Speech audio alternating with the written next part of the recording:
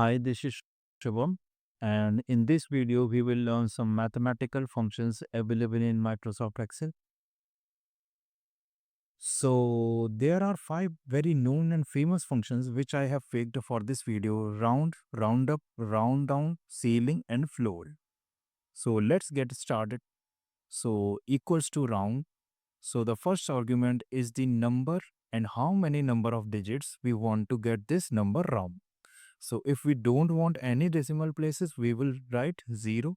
So it will move towards 45.98, will convert it to 46, right?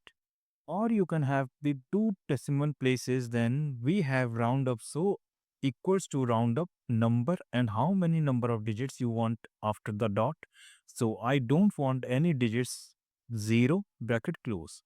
It, it goes to 66 if it is 65.4. It also goes to 66 because it is rounding the number upside. So it doesn't matter that after decimal it is 0.5 or greater than that. If it is 65.1, still it will be 66.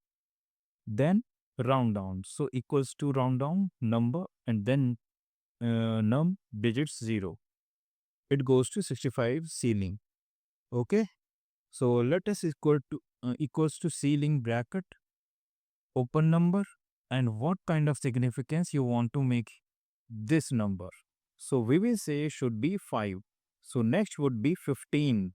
So it will be a significant because ceiling does the rounding off of a number. So for from the original number, it will definitely go up until yet that it should become the significance of 5. Same with the floor, but the floor does the round down thing.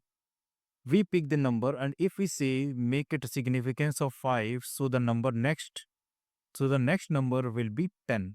So this is how we can use some mathematical functions in Microsoft Excel. Thank you.